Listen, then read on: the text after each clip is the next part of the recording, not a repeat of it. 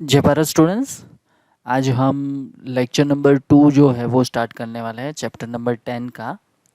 उसमें हम थोड़ी थियरी जो है वो पहले देखेंगे, बाद में एक्सरसाइज 10.2 जो है वो करेंगे। सबसे पहले आ रहा है एडिशन ऑफ वेक्टर। तो एडिशन ऑफ वेक्टर तो आपने वैसे फिज़िक्स में कर लिया होगा। फर्स्ट जो है वो है ट्राइंगल लॉ एंड दूसरा जो है वो पैरेललोग्राम लॉ। तो उसमें कुछ ऐसा था कि अगर दो वेक्टर दे दिए हैं, थोड़ा ले लेते हैं, ज़्यादा डिटेल में नहीं जाएंगे, फटाफट ख़त्म करेंगे। अगर दो वेक्टर दे दिया है, एक वेक्टर ये है एंड दूसरा वेक्टर जो है वो कुछ ऐसा है, ठीक है। तो ये हो गया हमारा वेक्टर ए बी, ये वेक्टर हो गया हमारा ए बी एंड दूसरा वेक्टर हो गया है बी सी। अगर इन दोनों का एडिशन करना है तो वो फर्स्ट लॉ जो ट्राइंगल लॉ है उसके हिसाब से जाएंगे, तो वो कुछ ऐसा हो जाएगा, ठीक है। तो ये हो गया हमारा एडिशन किसका, vector A B plus vector B C. तो ये वेक्टर जो है वो क्या रिप्रेजेंट करेगा, vector A B plus vector B C is equals to vector A C, ठीक है। सेम वे अगर पैरेललोग्राम की बात करें तो कुछ ऐसा था। यहाँ पे मैं डायरेक्टली पैरेललोग्राम ही बना देता हूँ। तो ये हो जाएगा हमारा वेक्टर ए बी, नहीं ऐसा नहीं बोलते, इसको वेक्टर ए बोल देते हैं, ए बार। तो बट ऑब्वियस है ये वेक्टर जो है वो सेम वेक्टर हो जाएगा vector A.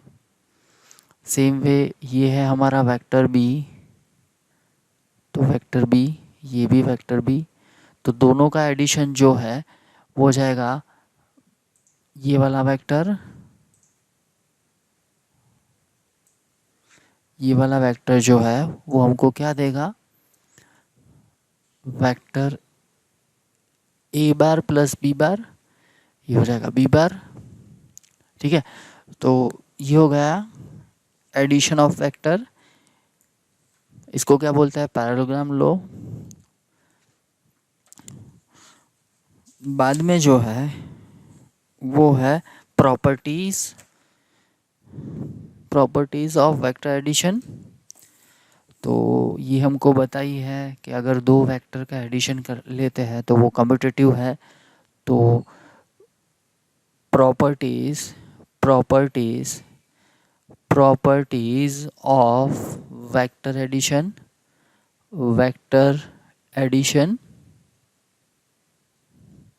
So first property जो है वो कुछ है ऐसी, A bar plus B bar is equals to B bar plus A bar.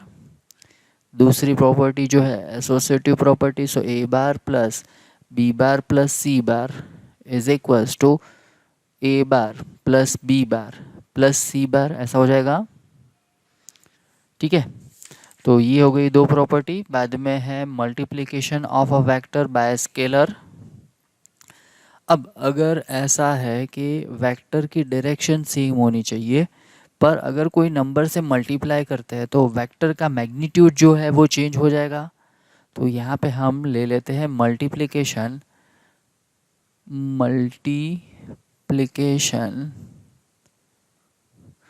Of a vector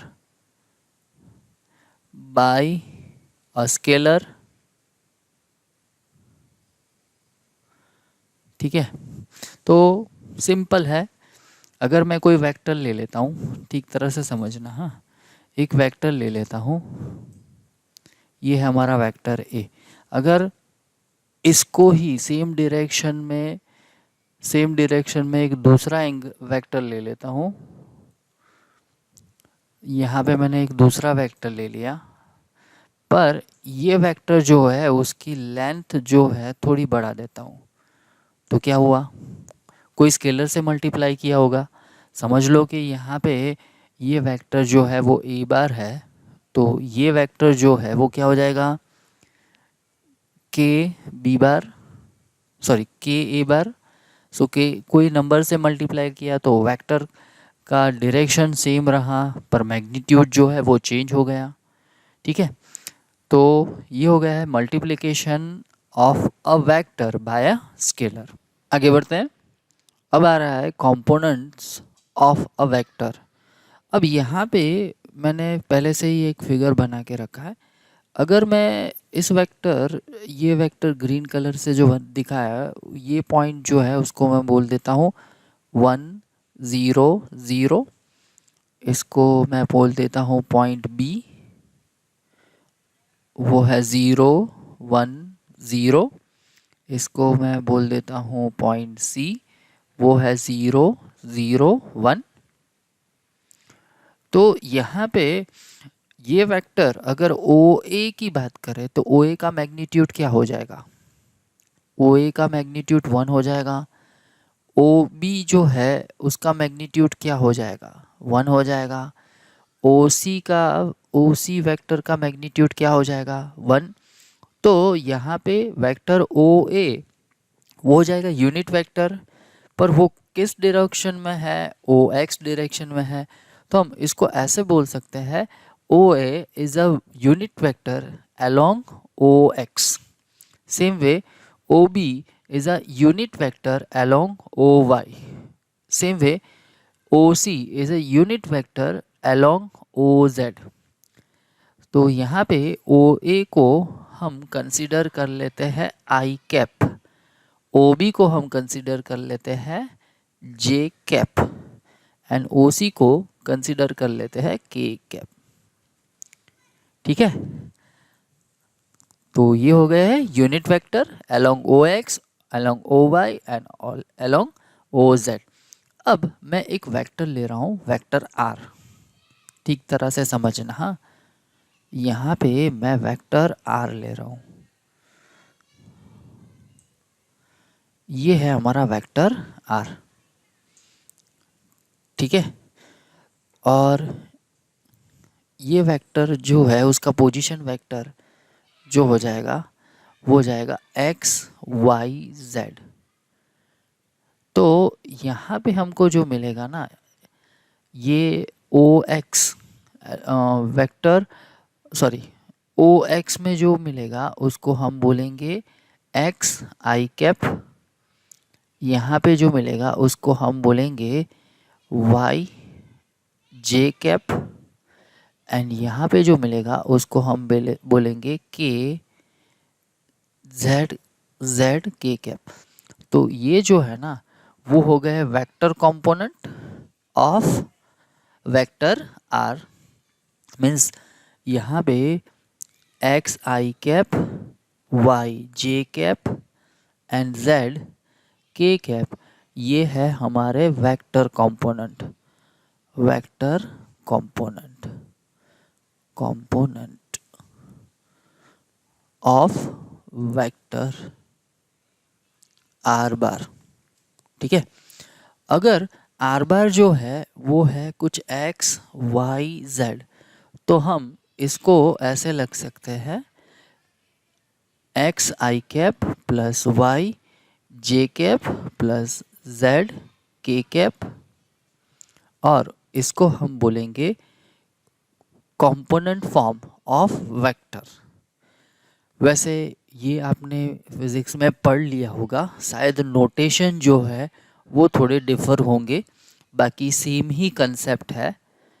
okay, दूसरी एक बात यहाँ पे एक ऐड करना है, ऐड ये करना है कोलिनियर। हमने किसको बोला था? Collinear vector. ऐसा बोला था कि अगर कोई वेक्टर दिया है, दो या दो से ज़्यादा वेक्टर दिए हैं और वो कोई लाइन को पैरेलल है, डायरेक्शन कुछ भी हो पर पैरेलल है, तो उसको हम कोलिनियर वेक्टर बोल रहे थे। तो अब एक दूसरी डेफिनेशन कोलिनियर के लिए हमारे पास आ रही है, नोट करके लिख लेते हैं। X bar and Y bar are collinear, are collinear, then x bar is equals to के वाई बार और y bar is equals to k x bar. इसका मतलब ये हो गया कि अगर x bar and Y bar are collinear है, then we can say that x bar is equals to के वाई बार और y bar is equals to k x bar. अगर यहाँ पे और एक चीज़ ऐड कर देते हैं, अगर यहाँ पे के पॉजिटिव हुआ तो हम ऐसा बोलेंगे X bar and Y bar are in same direction, are in same direction. अगर ऐसा हुआ कि नेगेटिव है तो हम बोलेंगे X bar and Y bar are in opposite direction, opposite direction. ठीक है, तो अगर के नेगेटिव है तो ऑपोजिट डायरेक्शन में आएगा, अगर के पॉजिटिव है तो सेम डायरेक्शन में आएगा, पर उसको हम कोलिनियर वेक्टर तो बोलेंगे ही। अगर कोई एक वेक्टर को के मीन स्केलर इनटू वेक्टर के फॉर्म में अगर हम रिप्रेजेंट कर पाते हैं तो उसको हम कोलिनियर वेक्टर बोलेंगे।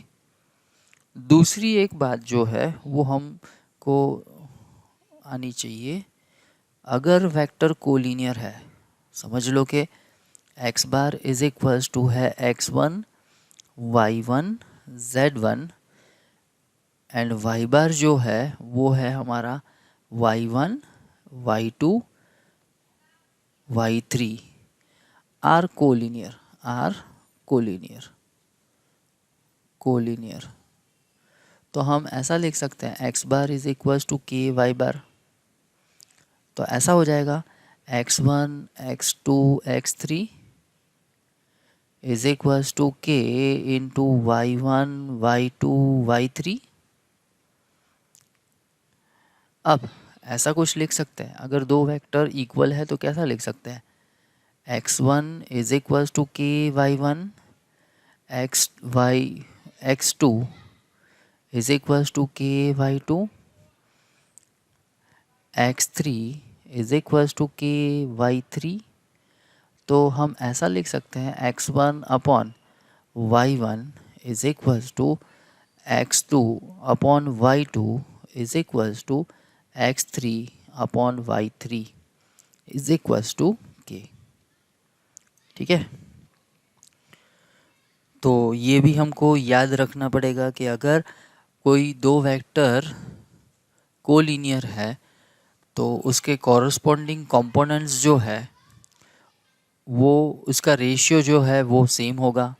दूसरी एक बात यहाँ पे ऊपर बताना मैं भूल गया कि ये जो है X I cap Y J cap Z K cap वो क्या है, vector component. Same way X Y and Z जो है वो हो जाएंगे scalar component. So X Y and Z are scalar component, scalar component. ये भी आपको याद रखना पड़ेगा। ओके, बाद में जो है वो कुछ एक और नोट लिख लेते हैं। थर्ड नोट जो है कुछ ऐसा है, a bar is equals to a1 a2 a3। अगर उसको वेक्टर कंपोनेंट के फॉर्म में लिखते हैं तो a1 आई कैप प्लस a2 जे कैप प्लस a3 के cap, then a1 a2 and a3 is called direction ratio of a bar, is called direction ratio of a bar। Okay, so ये हो गई है हमारी कंपोनेंट की बात। अब बात करते हैं वेक्टर जॉइनिंग टू पॉइंट। बात करते हैं वेक्टर ज्वाइनिंग 2 पॉइंट। तो यहाँ पे हम 2 पॉइंट ले लेते हैं। एक पॉइंट है P एंड दूसरा पॉइंट है Q। तो वेक्टर PQ जो है वो क्या दिखाएगा? Vector joining 2 point. अब देखो यहाँ पे मैं ऐसा करता हूँ, पॉइंट P का पोजीशन वेक्टर ले लेता हूँ। पॉइंट P का पोजीशन वेक्टर, तो ये हो जाएगा पोजीशन वेक्टर। ठीक है। अब मैं पॉइंट Q जो है उसका पोजीशन वेक्टर ले लेता हूँ। तो ये हो गया हमारा पॉइंट Q का पोजीशन वेक्टर। ठीक है। तो ये हो गया हमारा OP और OQ। अब मैं वेक्टर OP अगर लिखता हूँ तो वो हो जाएगा हमारा, ये अगर ट्राइंगल की बात करें तो ये हमको क्या देगा? दोनों वेक्टर का एडिशन। कौन से दो वेक्टर?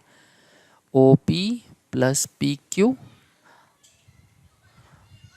वो क्या हमको देगा?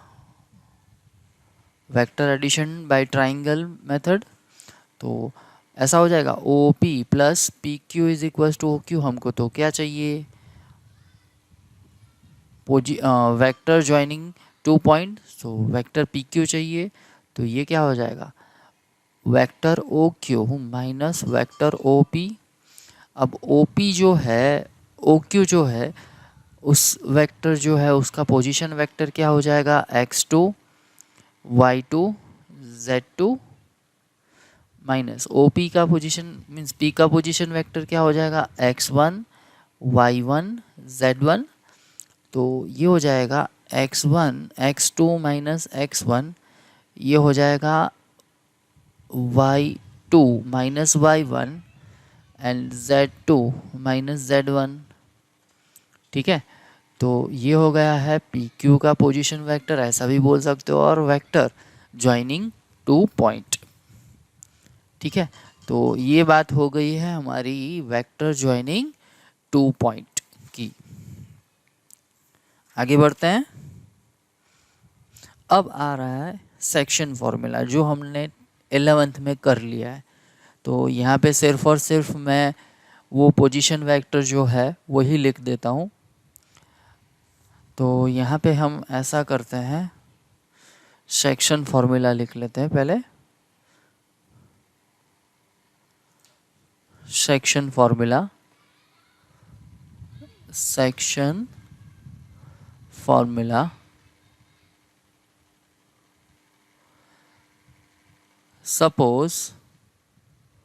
suppose P r bar point divides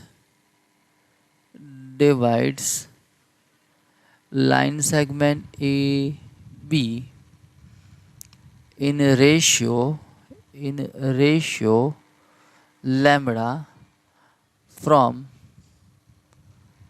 A side, then position vector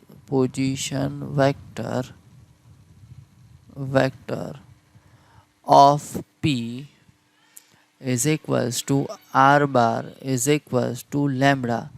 अब A जो है उसका पोजीशन वेक्टर मैं बोल देता हूँ x बार, एंड B का पोजीशन वेक्टर जो है मैं बोल देता हूँ y बार। सो ये हो जाएगा lambda y bar plus x bar upon lambda plus 1। तो ये हो गया हमारा सेक्शन फॉर्मूला। तो इसके साथ ही एक्सरसाइज 10.2 के रिलेटेड जो थियरी है वो यहाँ पे ख़त्म हुई। सो आज का ये लेक्चर जो है यहाँ पे हम ख़त्म करते हैं। मिलते हैं नेक्स्ट लेक्चर में, और उसमें हम एक्सरसाइज 10.2 जो है वो स्टार्ट करेंगे। So Jai Bharat, take care of you and your family. Bye bye.